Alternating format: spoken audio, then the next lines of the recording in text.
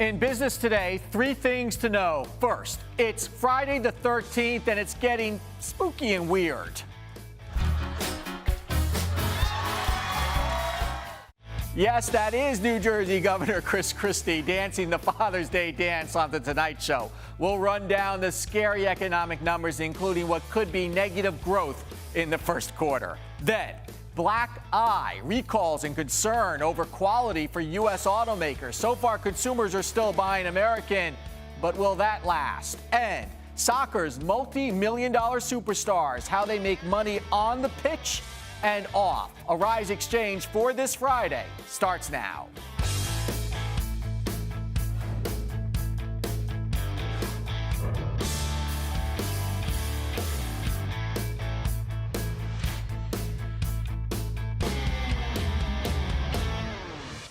Hello, everyone. I'm Andrew Schmertz, and I promise you no more dancing. The markets recovered from 2 days of losses, but still finished down overall for the week. Investors digested two pieces of economic news, but for the most part, we're likely taking a breather ahead of the weekend. We'll start with consumer sentiment coming in soft. The Thomson Reuters University of Michigan Index for June came in at 81.2, down from May and below the estimates from economists polled by Reuters. And U.S. wholesale prices unexpectedly fell in May, down to a seasonally adjusted 0.2%. That followed 2 straight months when the producer price index had large gains. Excluding prices for food and gas, things we actually buy, inflation was flat. That takes us to the markets. The Dow Jones Industrial Average closing up 39.31 to 16,773. The S&P 500 up almost 6, and the Nasdaq up 13 and change to 43.10. And some of the top stocks we're looking at today. Shares of Intel hit a 10-year high after the technology company revised its second quarter and full-year guidance up for the first time since 2011. The company expected to report earnings on July 15th. Intel up $1.90 to $29.86.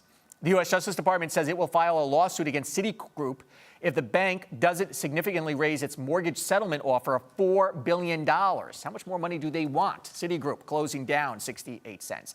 And a former senior engineer at BP, convicted last year of destroying evidence related to the 2010 Gulf of Mexico oil spill, was granted a new trial based on his claim of juror misconduct. He was awaiting sentencing in August, and BP up about 34 cents. Taking a look at commodities, gold closing up $3.50, and oil inching higher and higher every day to $106.98. One scary number being bantered around today is the first quarter gross domestic product. New estimates are that the GDP will be revised down to a negative number, making it one of the worst quarters in decades. Barclays and UBS Group expected Q1 GDP to be revised to negative 0.2%. The good news from that is it makes the second quarter look all the better. Business expert and best-selling author of Start Me Up, the No Business Plan, Ebong is in Washington, D.C. and back on Arisexchange. Welcome back to Arise. Thank you. Thank you, sir. Happy June 13th. Let's start with Iraq, if you will, for a moment, because of what's going on there and the crisis. We've always said that the risk to the economy and the risk to the markets is sort of the unknown in the international world. And boy, that has hit us on the side of the head, hasn't it? Exactly. Now with the geopolitical problems and the turmoil that's happening, gas prices they're actually creeping up, as you mentioned earlier in your intro. But more importantly, Iraq has already cut its production of about 3 million barrels per oil. They cut it about 10% to about 300,000 barrels per day. And you know, how important is Iraq in the oil mix? We're seeing oil prices go up, but this is, frankly, one of the most speculative commodities out there. It's not often based in reality. How much worse can it get? It can get a lot worse depending on what happens in the country. But if you think about it, there's a lot of other OPEC nations that are actually having geopolitical problems, whether it's Venezuela, other parts of the Middle East. So is Saudi Arabia going to come in and help as well? I mean, Iraq is the second largest producing oil-producing nation in OPEC. And we must remember that really oil does drive the economy in so many ways because it affects every single product you get. For example, anytime you order something, it has to be shipped, and that involves oil and gas. Exactly. If you notice the stocks today, the stocks that rely heavily on oil, like transportation stocks, even Airlines.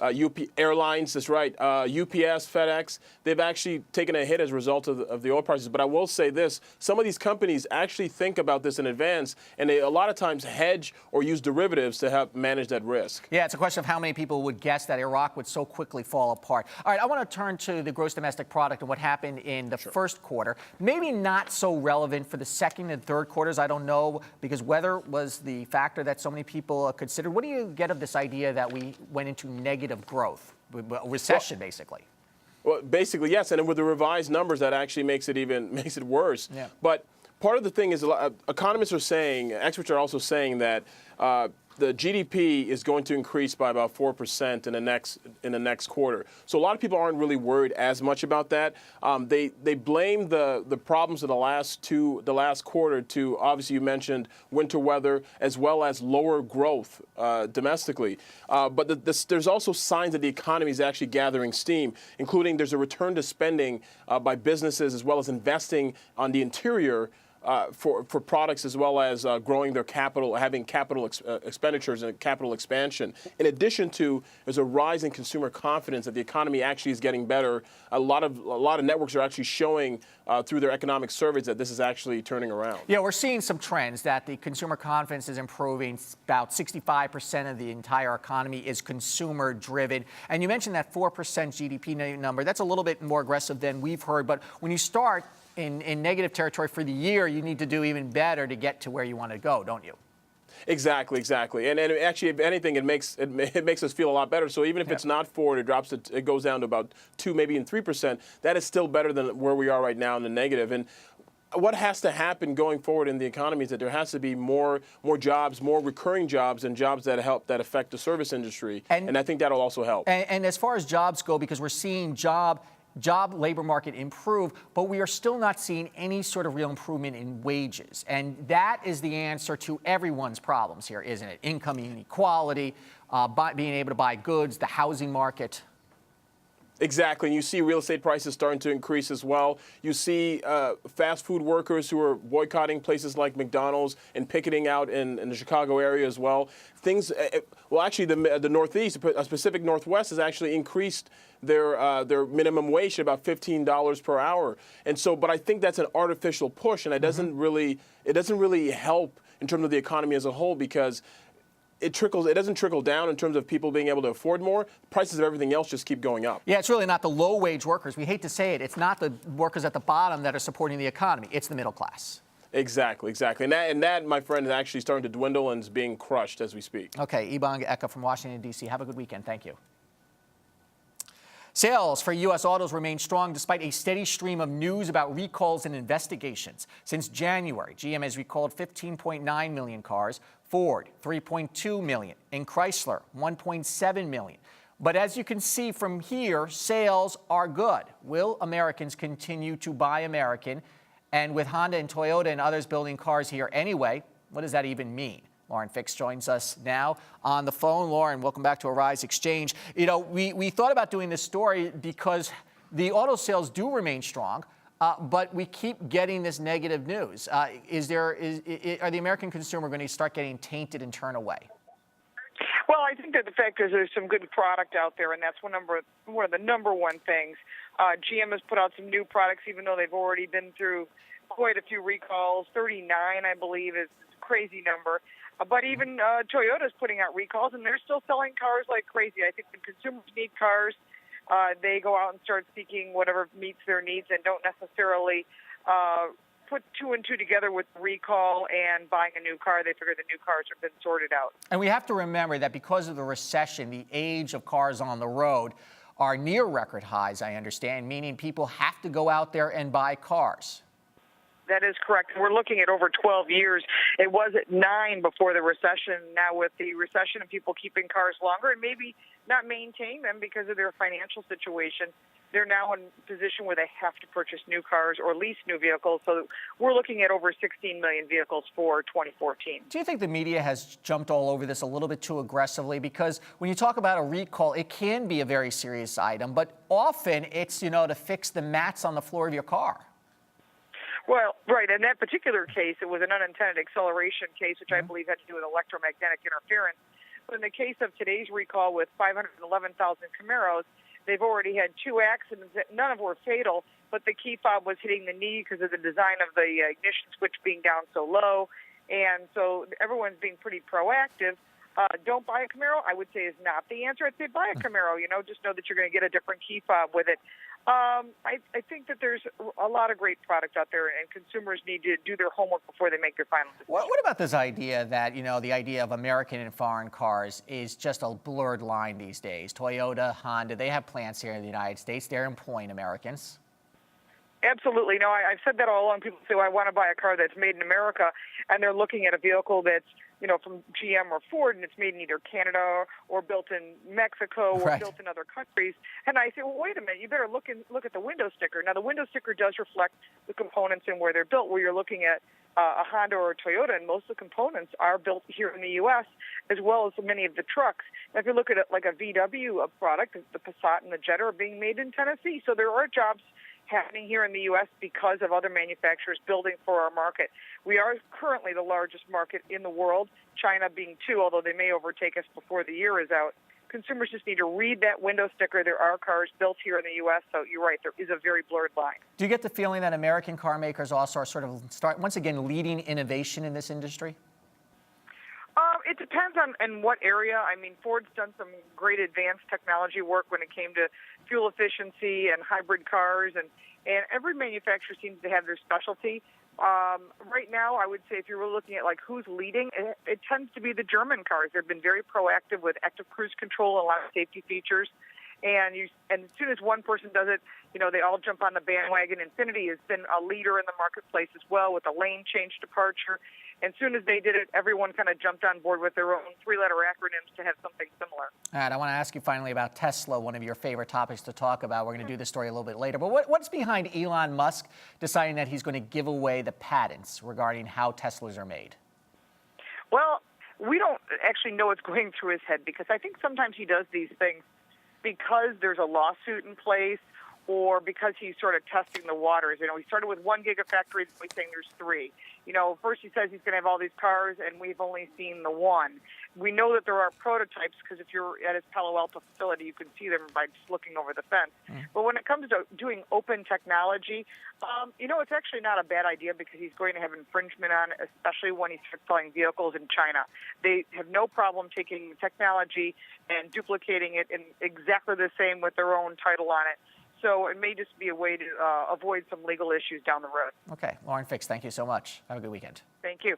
Coming up, U.S. interest under assault in the flare-up in Iraq. We'll have the latest on Washington's plans. You're watching Arisexchange.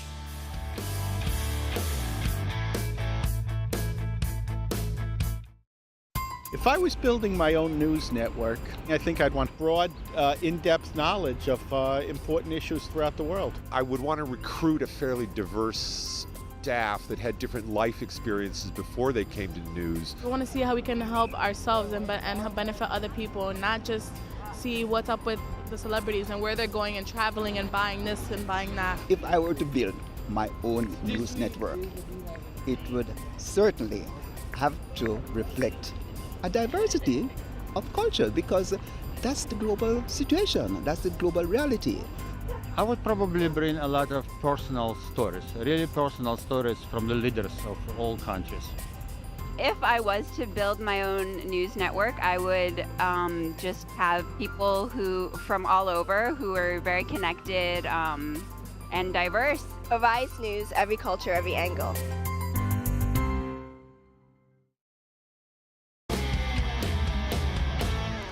Welcome back to Arisexchange. President Obama said Friday that the U.S. would not be sending military aid to Iraq for now, but did say he is looking at other options. His comments come as Iraq's senior Shiite cleric has urged followers to take up arms against the advancing Sunni militants. They are marching towards Baghdad, and the country is teetering on coming apart. James Blue, our Washington bureau chief, joins us now from Washington, D.C. Good afternoon, James. You were in Iraq when the famous statue of Saddam Hussein was toppled. You're watching what's going on now. What are your personal thoughts? Well, my thought is that Iraq is coming undone, and it's coming undone largely because there's a political crisis where the Shiite government has excluded the Sunnis from the political process, and as a result, they are reverting to other means, and it looks like we may have a sectarian war that's going to crush the country. Was this a surprise to the Iraqi government, or is it a surprise to Americans because we have sort of moved on? Well, I think it is certainly a surprise to the American government, and I think part of that is the intelligence assets that were in place when the U.S. military was there are simply not there. The U.S. is relying on the CIA and certain State Department security and intelligence officials, and they just are not in deep in the way that the U.S. military was able to penetrate and able to filter information up. So there is an intelligence lag. Okay, sure. The president spoke today. What did he say? What does the administration plan to do here? Well, you know, the administration has to figure out a way to support the government of Iraq. They've asked that the government come up with a political solution, and based on that political solution, the U.S. will provide some military support. There are no troops going into Iraq. This isn't a long-term, extensive military support. But what is happening as we speak, the USS George Washington is moving into place. And the sense is that despite denying the requests from Iraqi's president that airstrikes be given last week, it looks like airstrikes will be a solution in the coming days. Oh, so there may be a military option on the table now, is what you're hearing. Yeah, there are military options, just no troops. No, there won't be any troops going in. And for sure, there are options, including airstrikes, that could support. Yeah, because the president had said that he was waiting for some political decisions to be made in Baghdad. Maybe time is running out for that? No, I think what he's going to do is sort of strong-arm President Maliki to say, you know, here, please tell me what your plan is. Give us a plan that we can endorse. And using that plan, we can then decide to strike and support and get rid of these insurgents that control Mosul and Tikrit, the area around where Saddam Hussein was born, and are closing in on the capital. But he's not going to give that support until there's a political plan moving forward. Is there a sense within the White House and the administration that this is shaping up to be a foreign policy failure because of the troops being pulled out and because they're getting hammered by Senator John McCain? Or are they able to deflect that because the fact is the vast majority of Americans in recent polls wanted the troops out of Iraq? Yeah, clearly there is a lot of blame to go around. And the fact that there are no U.S. troops on the ground is a very good reason to point to what has happened with the rise of this insurgent group. This is a real good evidence that we have to keep troops into Afghanistan. So the administration is using that to say, look, this is why we need the agreement in Afghanistan. But there is some blame, the fact that the Iraqi government would not sign the troop agreement is the reason troops had to leave. And how much does the fact that Iran is getting its fingers involved in Iraq now, at least very publicly, they've always been there in one way or the other, starting to worry the administration? I think the fear is that Iran's entry into Iraq in a very public way, they have moved troops across the border, really gives threat to arise in the sectarian war that could happen if the Iranian-backed Shia are in direct conflict with the Sunnis. And that no one wants that. Okay. No one wants that to happen. James Blue in Washington, D.C. Thank you. Thank you. Taking a look at some of our top stories in our business ticker, stories making news around the world. Tesla Motors, as we mentioned, is sharing patents for its electric cars. CEO Elon Musk formally announcing today that the company would release its more than 200 patents to encourage development of the industry and not take legal action against anyone who would use the technology. Walmart is launching online operations in India. The world's largest retailer is planning to roll out a business-to-business e-commerce platform in the cities of Lucknow and Hyderabad in July. However, the online marketplace will only be available to its trader members since India restricts foreign online retailers from selling their products directly to consumers. Walmart has 20 wholesale outlets in India right now. Priceline has made a reservation for OpenTable. The name your own price booking site is buying OpenTable for $2.6 billion. That's a 46% premium over OpenTable's closing price on Thursday. The deal adds another prominent brand to Priceline's stable of sites, which include Kayak and Booking.com.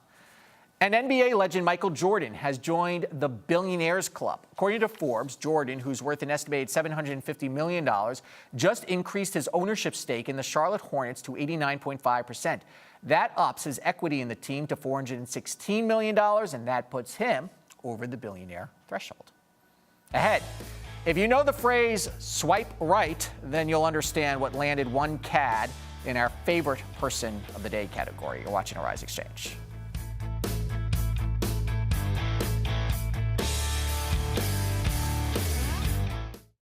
If I was building my own network, it would be for the people, by the people. It would be very diverse. It would be with every culture you can think of. If I was to start my own news network, it would reflect positive and negative within the continents and the countries around the world. I think that I would be more looking towards young people. If I were to build my own news network, it would look like New York City. Old, young, fresh, hip, classic. If I was to build my own news network, I would just have people from all over who are very connected and diverse. If I was to build my own news network, my own world network, I would love a correspondent in every country, every location, every city. I mean, it's kind of unrealistic, but how cool would it be to get local stories from the impoverished country, the impoverished city that we don't know about? Arise News, every culture, every angle.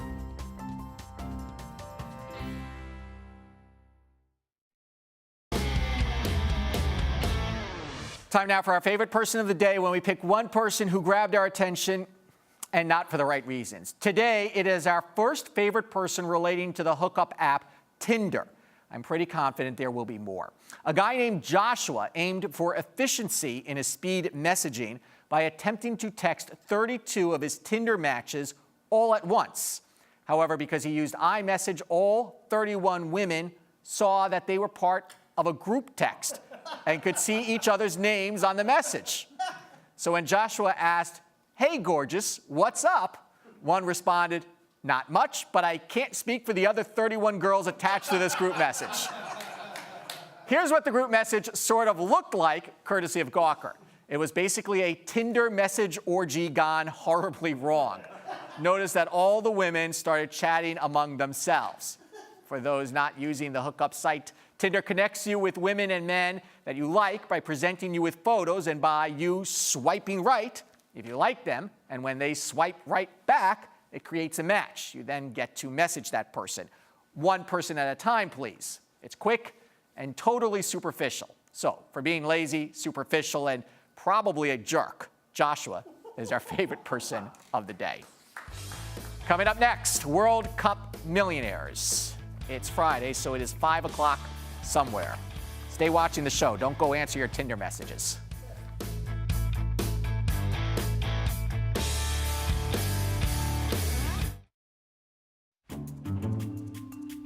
Looking at mainstream news stations where only you have a very small minority of people of color being newscasters and actually having prominent roles in the media. In a newsroom in the United States, maybe 10% of decision makers come from communities of diversity.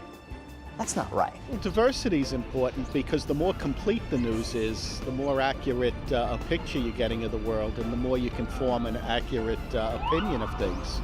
The vision here is not just to tell the main stories of the day, but to tell the news that other organizations don't tell, and tell it in a way that people like me, people that look like me, that look like you, are interested in. Arise News. Arise News. Arise News. Arise News. Arise News, every culture, every angle.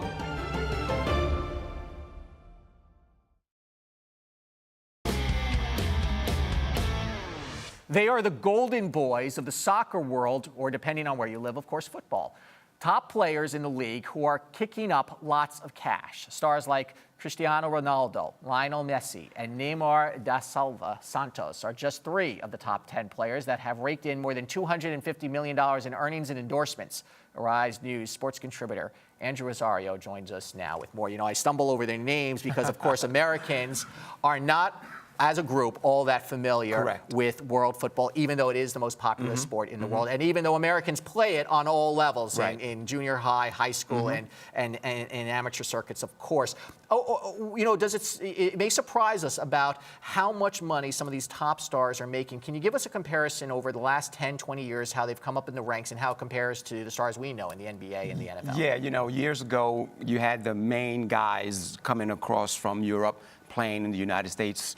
Guys like Pele, Franz Beckenbauer, guys like that. We'll talk about Franz in a moment. Right, and you know, so their salaries were pretty much commensurate with the leagues. And now that it's become more and more popular, guys like you mentioned, Ronaldo, Neymar, they're making anywhere from $5 to $6 million a year just in their contracts, and that's not including what they're doing off the field in endorsements. And how are the endorsements? Because we don't see them all that much in endorsements here in the U.S. We're starting to see more and more of that, of course, because the MLS is becoming bigger. But you know, they must have a huge presence overseas. Where are those? Yeah, they're doing watches, they're doing airlines, they're doing cars.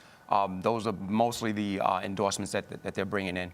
And is this a case where only the top players are really earning the money, or that, you know, as we see in the NFL and Major League Baseball, it's starting to spread out a little bit more? Yeah, it's starting to spread out. But again, the top guys, the ones that are putting fannies in the seats, are the ones that are going to be making the most money. And remember, they can play for any other team aside from their homegrown country. So whoever wants to offer them the most money, that's where they're going to go. They do have more flexibility on where they play, right? Because there are different leagues and there are different seasons. Exactly. And again, because these guys are stars, everybody wants stars. And now you have these owners. There's over 50 billionaires that have some stake in these teams. And we should say the New York Yankees, for example, have a stake in Manchester, right, exactly, et cetera. Does it hurt the players specifically? It may hurt the league, but does it hurt the players specifically that they're seen a little bit as unsportsmanlike babies on the field? I mean, in the NHL, if you take a dive, you get a penalty. In the NFL, if you fake an injury, you get a penalty. Right. In soccer, they're, you know, crying and whining on the field. When you look at the replay, no one's come close to that. Exactly. You know, and that's hurting some of the game as well. And, you know, that's why they have the yellow cards and the red cards to penalize those guys. It's not as prevalent in the World Cup because, you know, they want to make sure that their best players are on the field for most of the matches. So you won't see a lot of that in this World Cup. Although yesterday there were a couple of and there's some very questionable calls as well out there. David Beckham really start this trend, do you think? I mean, we've heard of Pele. Yeah. But was it David Beckham who really sort of became the international star? Yeah, he pretty much did because he was bouncing around from team to team, and then he became. And he married a superstar singer. Exactly. You know, and now he's also purchased a soccer team that's going to be playing in Miami next year. He's actually thinking of coming out of retirement to play on that team as well. With the MLS, which is still looked on as a junior league, certainly in Europe, but it's starting to gain in some stature. As that league improves, is there going to even be more money? Because the U.S. is, of course, the biggest consumer. Yeah, you know, there is going to be more money there, but again, like you said, it's still growing. It hasn't really taken hold in the United States as it has overseas. But once you start getting these high-profile players coming into these teams in the United States, yeah, the money will be there as well. Let's talk about FIFA, which is becoming everybody's favorite punching bag right now. Franz Beckenbauer, of course, legendary player, played with Pele, has now been suspended because he won't cooperate with the investigation over the possible bribing scandal in Qatar. Exactly. And, you know,